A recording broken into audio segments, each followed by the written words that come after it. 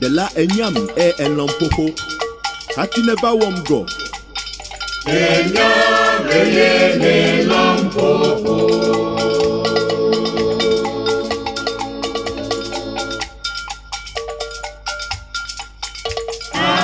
Hati never wom go.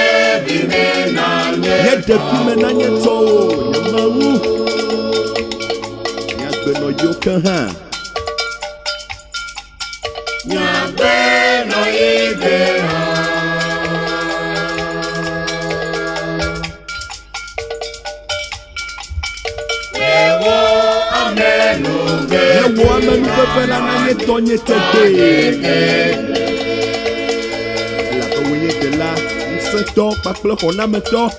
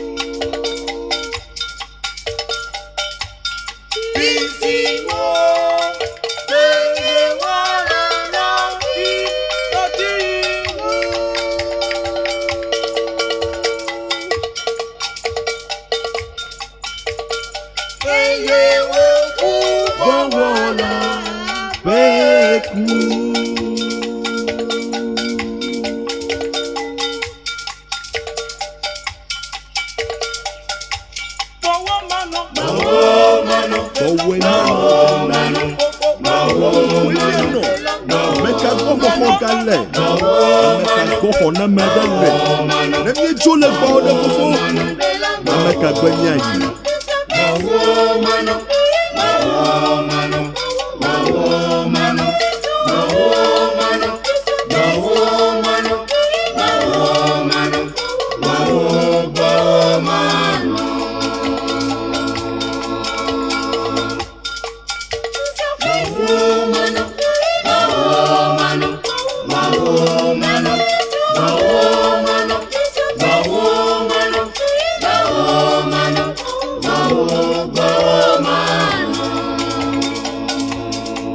Le Yohanes ƒe agbalẽ ta de wokui bla de vɔ adre ɖeke Kristo bia eƒe apɔstolo wuieveawo bena le yi me ka amewo le dzodzom ɖe ɖe miawo hã miadzoa miadze wo yome.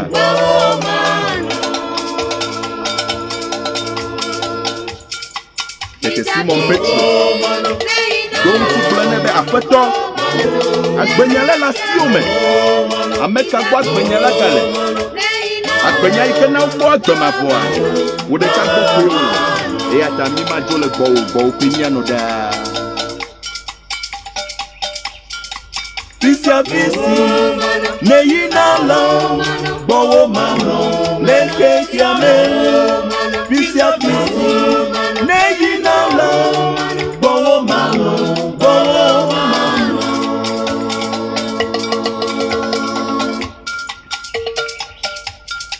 Fisia fisi ne yina la gbɔwò manɔ le xexea me.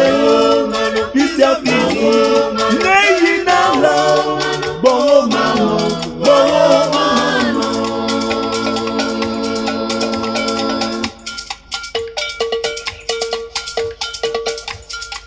Fisia fisi ne yina la gbɔwò manɔ le xexea me. Fisia fisi ne yina la gbɔwò manɔ gbɔwò manɔ.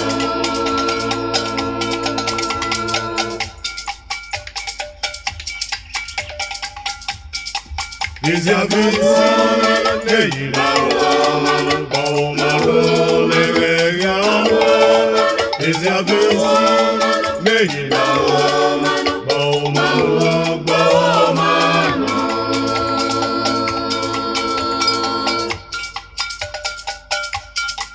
Fisia fisi ne yina la gbɔwò manɔ le xexea me. Fisia fisi ne yina la gbɔwò manɔ gbɔwò manɔ.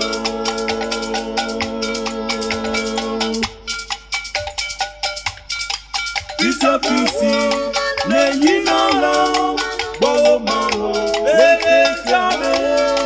Fisia fisi ne yina la gbɔwò manɔ gbɔwò manɔ.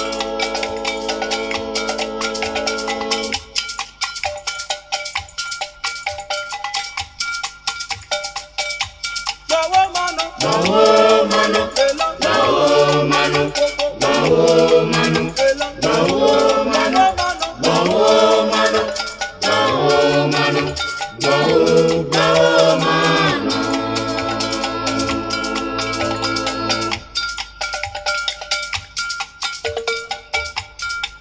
Fisia fisi ne yina la gbɔwò manɔ le xexea me. Fisia fisi ne yina la gbɔwò manɔ gbɔwò manɔ.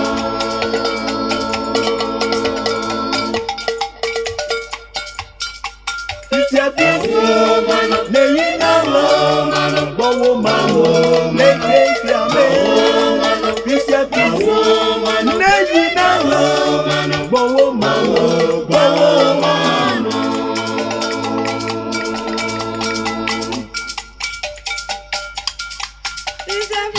Lɔfi Kristo tɔ ale ke le ke nu sesem le wa gbeme na la meke ne be tega le kpekpe ne mawu ƒe gbe la dome gblɔ na ɖokuiwo be Kristo asi afi yi ke le yina la fi ma kple ma yi.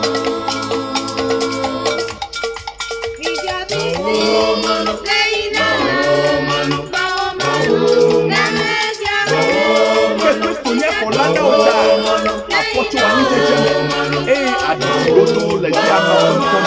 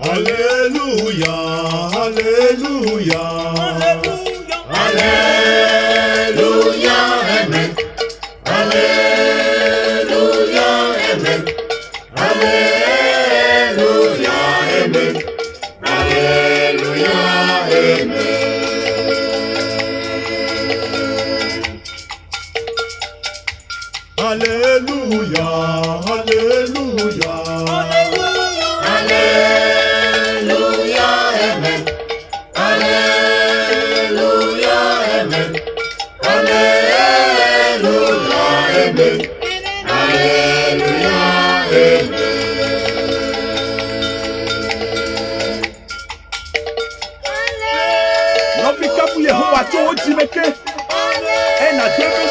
la de dzi na gblɔ na be hallelujah amen elabe ya eɖe wɔnu vɔ tso futɔ vɔɖitɔ la ƒe adzɔbɔliwo me ɖe menye ya ele míaƒe akpadziwo ɖe aleke wòanɔ na mi anye ne futɔ ɖu míaƒe lã gbagbe gake Mawu yi ke ƒe dɔme nyo eye wòkpɔna nublanui na tɔwo ta eye kaklo míegale agbe ɖo eya ta ele be míadzi ha agblɔ be hallelujah amen Mawu akpe na wo amen.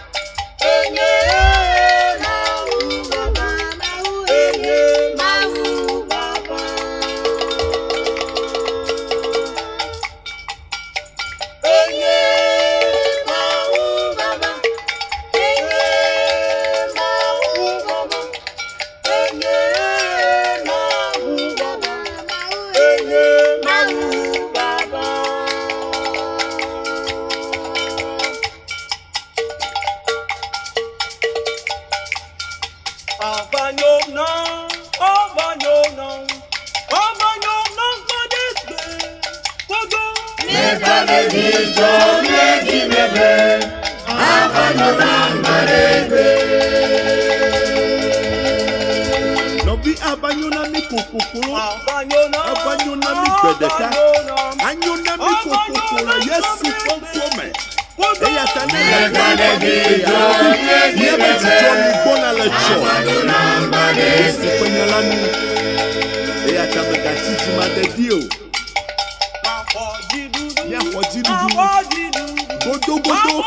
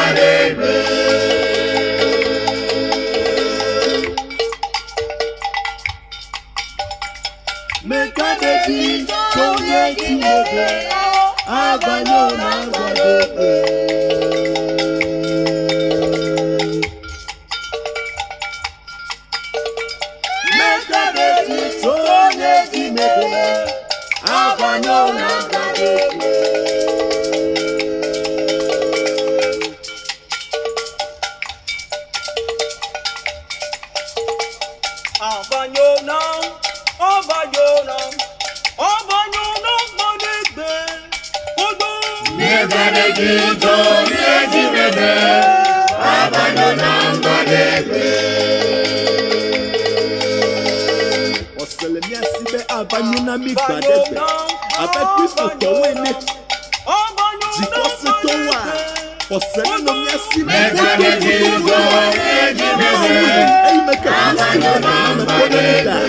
Abanyona mi gbadegbe koko. Eya katika mega chumyafu. Zimega telefone obi. Magana tada fui matumne le da. Umule kwa besa. Ewule keke. Ewu ake. Unyade ake. Kweseba unyade ake na yeha. Unyade ake na oha. Unyade ake na nyeha kukuku. Eya chama kofi ya kukuma. Oseya na wa. Ayi meka Kristo meti ogomo wa. Eyi meka ofoda. Uha ocho ayi jejema megodo. Yesu penkolata. Tonye jimebe. Abanyona badegbe.